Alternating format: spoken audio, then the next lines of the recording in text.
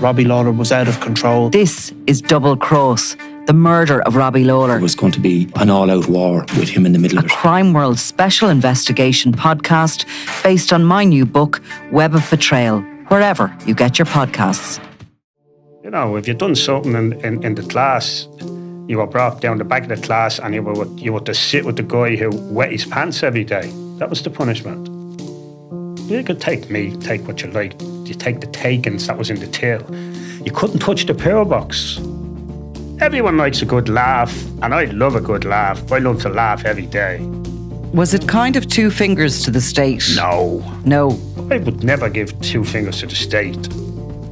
In part 2 of our 3-part interview with election candidate and veteran criminal Jerry the Monk Hutch, we discuss his childhood in the constituency he now hopes to represent, his first experiences with the criminal justice system, and his transformation from street criminal to the Garda's #1 target in organised crime. This is Crime World. Listen and follow wherever you get your podcasts, and you can watch all 3 parts over the coming days on our YouTube channel. Subscribe and turn on notifications to get each part as it appears. Jerry, thank you very much for coming. I did ask you at the airport the other day if you would consider coming on Crime World, and you sort of told me you'd think about it, and we reckoned that was a vague yes. But anyway, here you are. And we want to talk to you because you are throwing your hat in the ring for election. You're going for the Dáil.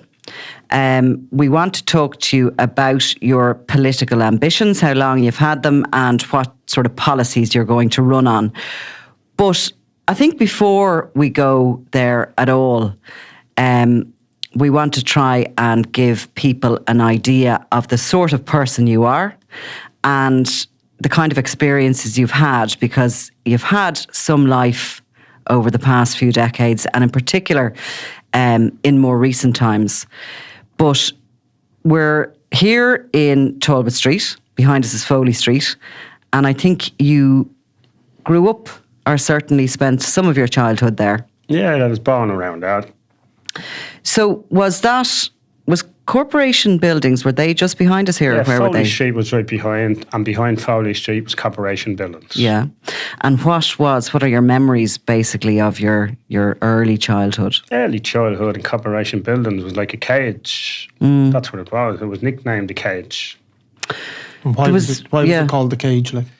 Yeah, it was like an ex-army barracks. Right. That type of stuff, you know. Yeah. There was loads of families and little rooms, 8 kids in one room, and all that type of stuff, you know. With lots of kids to play with, I'd say. Loads of kids and loads of poles to climb up and loads of stuff to get up there. Yeah. My father would say at that time crime was kind of not really, it was there, but it was a different type of crime. Like, were you grown up seeing crime going on? There'd be very minor crime. I mean, the bits of crime would be going on. There'd be people stealing a bit of lead off a roof or a bit of copper wire and burning and bringing it to the local scrapyard. That was the big crime then, you know. Yeah. And people, obviously, there was, like in the 50s in Ireland, there's loads of films about it now. You're talking about a lot of poverty as well going on. I mean, that was driving crime, was it? I mean, somebody would probably rob a milk truck or something and drive it into the buildings, and everyone be out taking a few bottles, and that's it. Everyone had milk time for a week. Yeah. You know? So you probably remember being hungry. Do you remember a feeling of, closeness with the community, with the other kids, and, there was gangs of kids. I mean, we can see that from the old pictures. There was always somebody to play with. You were probably, how many of you guys were there? Well, we 8 in there. 8. Mother and father, 10. Right. So you probably aren't really allowed to hang around in the flat. You're probably sort of put out in the street to play every day and back for whatever sort of there is. Was there a meal every night, or what was it like? I don't really remember a meal every night, no. But to say you were probably hungry is probably an understatement. You were bloody starving. But there definitely loads of kids to play around with, and I'm sure there was plenty of lice to play around with. Yeah. Amongst other things. And was it, so there was a community sense there, like you're talking about representing your community. Is that coming from your childhood, that feeling I'd of say it? so. It's just in your nature. You grew up that way with close protection from the kids around you. Everyone backed each other, and there'd be keys left indoors. Anyone could walk in and out of anyone's house. And Yeah. if there was a bit of dinner in someone's house, you got a bit of it as well, you know. And what was your attitude then to the forces of the state, the guards, people like that at that age? Like, Yeah, well, the guards would be always around. There was a couple of well-known cops in the area. Before my time, there probably was Lugs Brannigan. Yeah, He was famous. well-known in that Yeah. area at that time. When I was growing up, there was a guy in Star Street named Mickey Finn. Yeah. He was on top of everyone, and he's actually still alive and around today. He doesn't Yeah. be in the area. Yeah, they done the job, and they gave some of us a hard time as well, you know. But that was the pros and cons of it, you know. and it was normal Yeah, life. normal. And what was your first interactions then with the justice system like? In the justice system, I remember, it wasn't in corporation buildings. We were after moving up to Summer Hill. Yeah. And my first serious crime, as they would call it back then, is I robbed a bottle of lemonade off the back of a Taylor Keith truck. They used to Yeah. have open trucks with all the... Right. Yeah. I robbed a bottle of lemonade, and cops see me, ran over, grabbed me on the radio, and squad car came down with the sword and on it and everything. Yeah. Big Sherlock Holmes investigation here, a bottle of lemonade stolen, you know. Right. And there was no going in then to social workers or anything like that. No, You it were was treated as, what age were you then? I think it was about 8. And what happened to you? Did you get to drink the bottle of lemonade before they got you? Actually, my mother came down before the police car came down. I Yeah. remember as a kid, and she offered to pay for it. And, there was no pay in the back of that car, and brought up to Fitzgibbon Street, Right. and charged and brought to court. As an 8-year-old. Pardon? As an 8-year-old, you're brought to court. Yeah, brought to court. I remember the judge, a famous judge over there, Mrs. Eileen Kennedy was her name. Right. She dealing with she was dealing the children's court, and it was in Dublin Castle. That's where Yeah. the court was. It's in Yeah. Smithfield now, but yeah. Dublin Castle, and that's where you went. Got convicted, and they got a £1 fine. Right. That was a lot of money. Well, that was it. And who had to come up with that? I don't know. You I don't can't know. remember. Yeah. I remember the details. I actually remember reading about it later when I was getting my taxi license. I had to get on my criminal records really? going back. And it's there? So I seen all the dates and times. So that's how I kind of remember, you know. Wow. And so what happens next then? When do you sort of come, are you sort of regularly then in front of the courts and these kind of minor things? Probably break for a year or two, and then back and forward, 10, 11, 12. And when I was about maybe 11, I got 12 months to play some Finglas. St. Lawrence's, not that was an institution or whatever, but it was run by Department of Education and some Christian brothers as well. You got 11 months. 12 months. 12 months, okay. And was your mother allowed to go and see you? Yeah, you were allowed, and they'd let you home some weekends as well. And Right. you were well fed. But that's it. So You know. at least you weren't hungry No, in you that. weren't hungry, and they had a But- swimming pool there as well. So And how did they treat you? yeah, I got on well with. There was housemasters who were from council estates, and they knew lads from our estates where we lived through playing football, and they got on with them. It's all Yeah, right, you know. I found it all right. Some other lads didn't, and whatever. I'm not going to go into their problems they had there, but I found it all right, you know. So by the time you're kind of, and still a young teenager, 15, 15, yeah. you end up in 15. Mountjoy Jail. Yeah, I was in trouble, lots of trouble then at that stage, and Was this the years of the, as they were called, the Bugsy Malones by the It would have papers? been, So yeah, that was they the must- well, yeah. grabbing the handbags and there'd be. There were certain things you could do and certain things you couldn't do, and certain things some people done and certain things other people didn't do. Like there was no way if I was charged with robbing a handbag or snatching it out of a car, I'd get my fucking head chopped off. Yeah. That's what I'd do. If you broke into someone's house, yeah.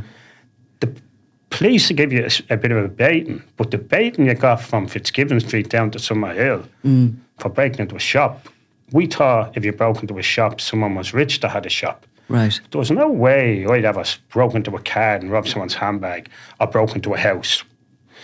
If you got charged back then with having a hammer or a screwdriver or even breaking into a shop, the charge sheet would read house breaking implement. But I broke into loads of shops, broke into shops in Moore Street, butcher shops, everything, took meat, took everything, but never broke into a person's house and never took a woman's handbag. I was actually out one day, a gang of us were walking uptown and one of the lads was after nicking a purse and there was 4 of us and he got 20 quid in it. He said a £5 each. I said, I don't want the £5. Can't take that. That was just, I don't know where it came from, I just couldn't take it. So you're drawing a distinction even then between... Oh yeah, distinction. It was limited of what? I don't know where it came from. Was it coming from your own mother? Probably so. And then what? Another thing you couldn't do as well with most of us, with some of us, when you broke into a butcher shop, you could take meat, take what you like.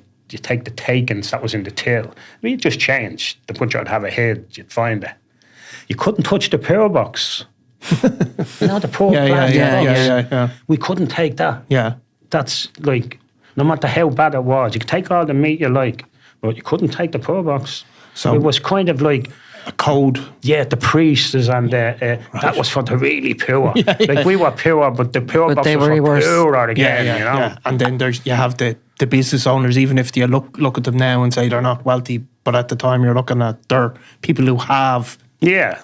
Well, I mean, we broke into butchers and took a load of meat and we went back to somebody who was living in Summer Hill, some man who was living on his own, and he'd cook it all for us. You couldn't bring it home. That's chaos. You know? And Jerry, was it a combination of those kind of things that landed you in Mountjoy for the first time? I think, are we talking 1978? Yeah, it would have been, breaking into shops and stuff like that. So kind of, eventually you got... stealing a car or stuff like that. It was getting bigger probably. And you're getting your custodial sentence at that point. Yeah. Now, I mean, nowadays... Yeah, they could only give you 1 month if you were 15. Yeah. It was like an emergency legislation. Okay. That they could put you away for 1 month and that was it. And they had to let you out after a month.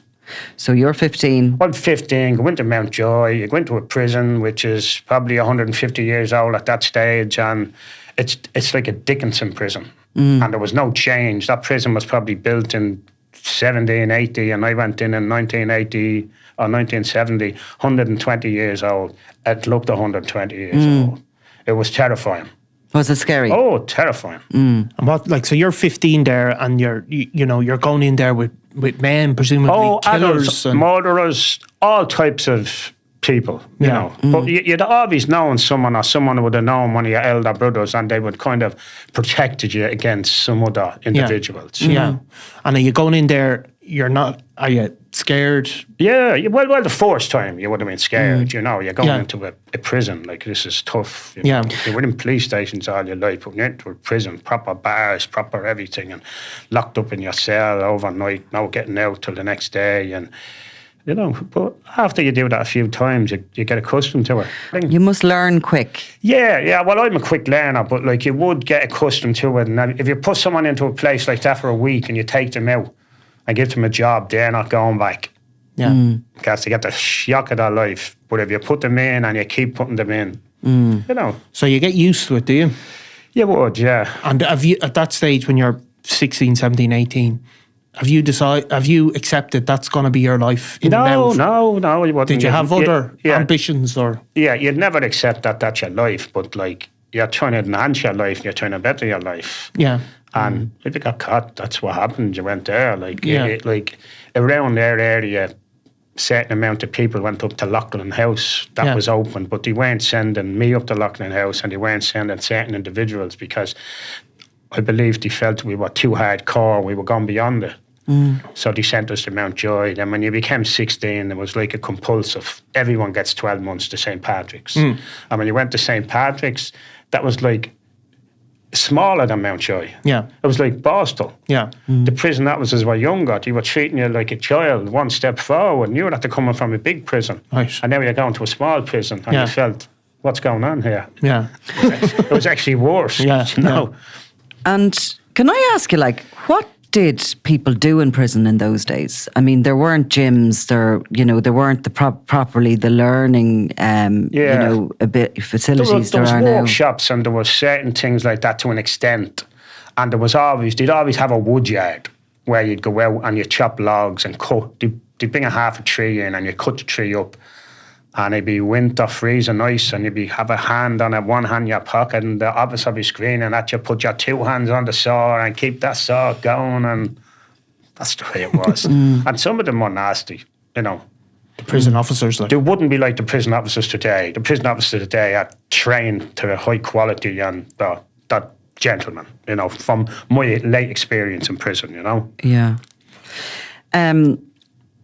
I was going to say, sort of by the time you are in your 20s, you've had that experience, you've been in Mountjoy, you've been in St. Pat's, you're kind of in the system, aren't you? You're kind of in the revolving prison system. You're coming out, you're committing crimes, you're going back in. But by the time you're in your 20s, the Gardaí would say that you're not a petty criminal, you're a serious force in organised crime. And they've identified you as, a major player.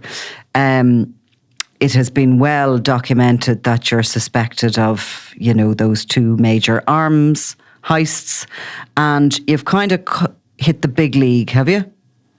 Well, in the eyes of the state.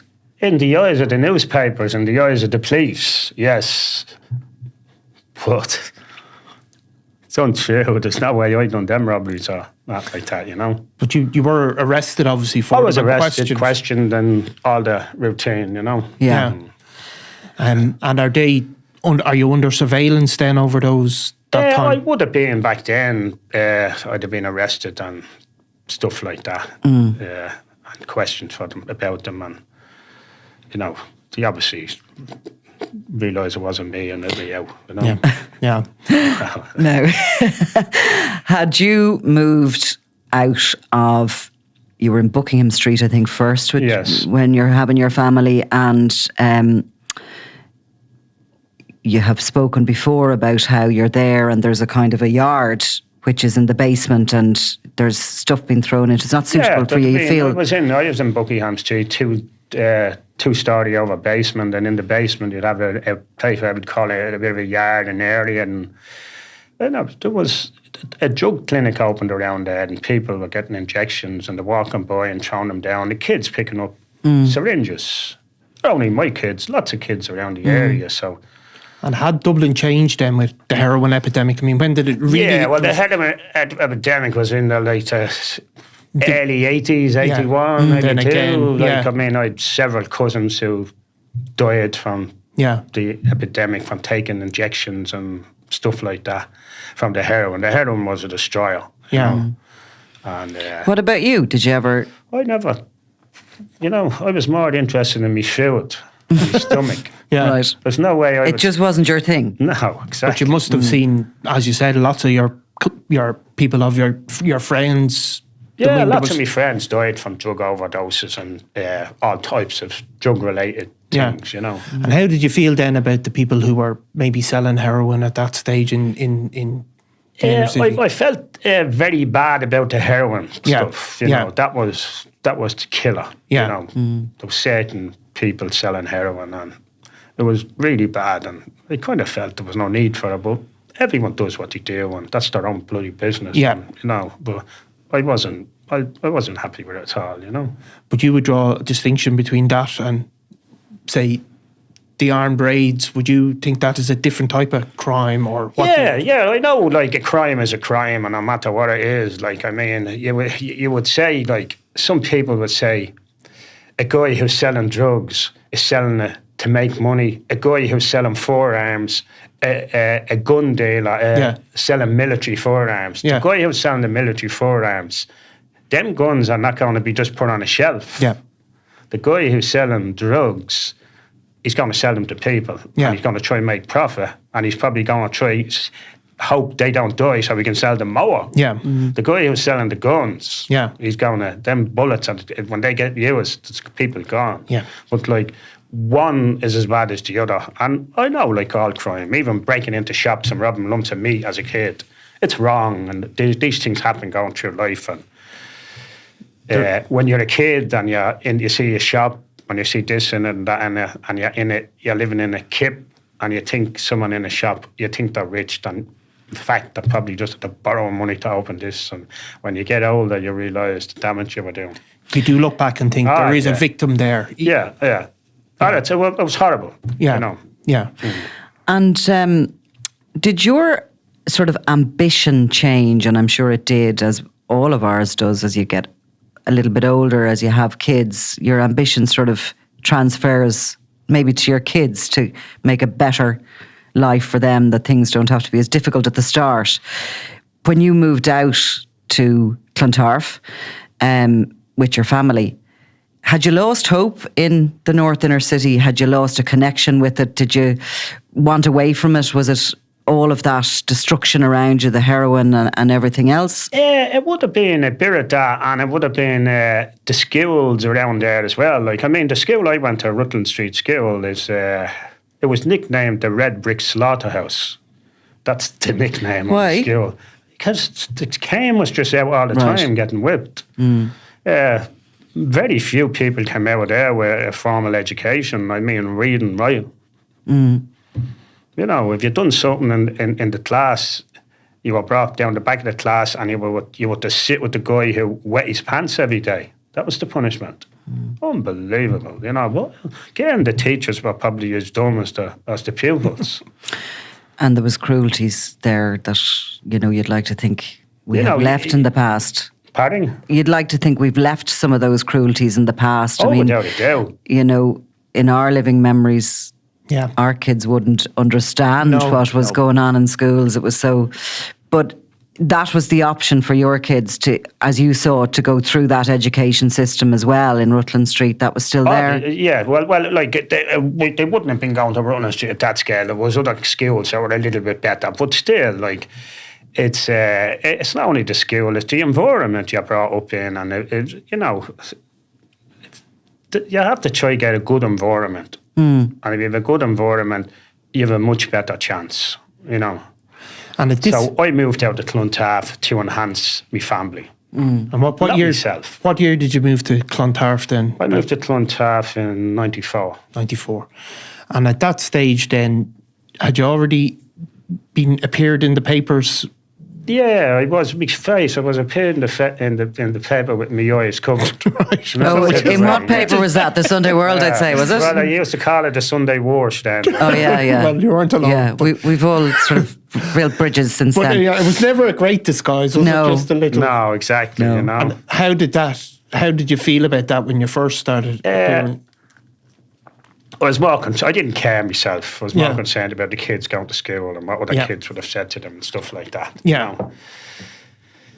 Yeah, but we got over it. We got through it and whatever, you know. And did it just become something everyone got used to? And yeah, I suppose so. I mean, you know, you'd see people and I actually started going out of a Sunday after the Sunday World wrote about me.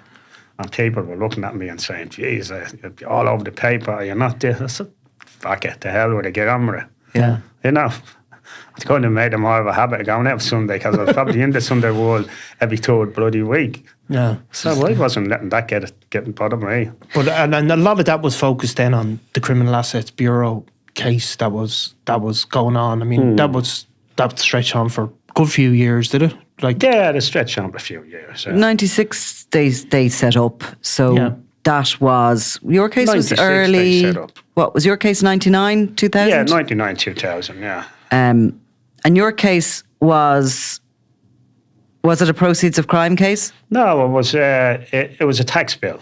Okay. Which from miscellaneous income. So there's two ways of miscellaneous income. There's two ways they could do it, but they identified the miscellaneous income being the profits of those two said robberies. Yeah. You settled with the Criminal Assets Bureau. I have to ask you this. The Criminal Assets Bureau was set up after Veronica Guerin was murdered. Correct. By the gang operating with John Gilligan. I know some other people I've spoken to that were targeted initially feel bitter that they were targeted or that they were the first targets of the Criminal Assets Bureau. They felt that others should have been that they should have been down the line or not targeted at all. Mm-hmm. So how do you feel about it? Do you feel bitter still about that money? No, it is what it is. And everyone's going to get targeted, and they like to pick a good target and a big name. And if you pick a good target and a big name, and that big name settles, everyone else be queuing up to settle. And that's what they were at. Yeah. They just wanted money, and and they got money. And how much was finally settled for? It was seven figures anyway, was it? Yeah, 7 figures, yeah. Yeah. The magnificent 7. Yeah, that's right. And the Criminal Assets Bureau, obviously, you settled basically because it's a tax bill as opposed to them. It's a weird one. It's tax on... What happened in my case is I went to the tax and master, I think it's called. It's like a court, but it wasn't a criminal court. And they went in and they were talking about armed robberies, and they were talking about all type of innuendos. And the man stopped the show. He said, "Stop here. I'm hearing all this stuff." And he made a clear statement. He said, if somebody buys drugs and sells them, they make a profit. If a barman sells drink at 3 a.m. and his license only lets him sell it till 12 at night, it's illegal, but he makes a profit, and he pays his tax on it. And if a prostitute sells its body, it's a trade, it's a profession, it's the oldest profession in the world. They pay their tax on it. But if you steal money, you do not pay your tax on it because you've no title to it. Yeah. And he went on, and he told me I've lost my case because I haven't proved I didn't owe this tax bill. Right.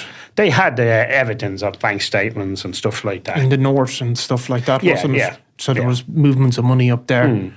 And so I settled on not paying me tax. Yeah. So and you would say, like, where did that money come from? Like the state say it came from the proceeds of armed robberies. Yeah, well, they were trying to say that, then they pulled back from that, and they said it's miscellaneous income. Right. And I said, what is miscellaneous income? You know what it is, and we know what it is. Yeah. Miscellaneous income, my definition of it, if you're building a house and it's 20 grand for slates, 30 grand for flooring and this and that, miscellaneous might be a little box of screws and a few tea bags and stuff like that. But it was miscellaneous anyway. And at that time as well, you had made investments in property as well, had you? Like, so that was a boom time for the property market. So yeah, I would have been messing around with property and all different stuff, and I'd made plenty of money. Yeah. You came away from that tax settlement with the Criminal Assets Bureau with a few bob left in your pocket? Oh, I came right few bob left in my pocket. Right. So it's sort of, you were as such tax compliant for the past, and you were going forward with a clean bill of health. Correct. From a tax point of view, and unless they discovered anything else. Unless they discovered, they put a clause in that if they discovered that more than £5,000, it was pounds at the time, the deal was invalid. Right. So that was fair enough. So then, what age are you then when that's you're sort of nearly 40, are you, or something like that? I was born at 63, 72, 82, so 92. 30 odd, 36 probably. So, and then you become, like, after being, as you said, in the Sunday World, Black Dead Eyes, then your public persona kind of, I suppose, changes then, because you become a cab driver.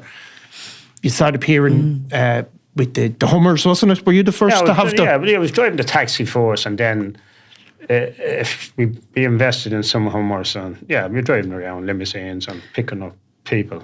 Yeah. And I mean, people asked about the name and this and that. Because it was called Carry Anybody, which that's where it came from. People say, who are you going to carry? It's that for celebrities. I said, that's for anybody. We don't discriminate. We take anyone's money. Carry anybody. Yeah, but obviously, though, the initials are CAB. So that went down. People try to say that, you're taking the piss out of this. Yeah. Nothing to do with that.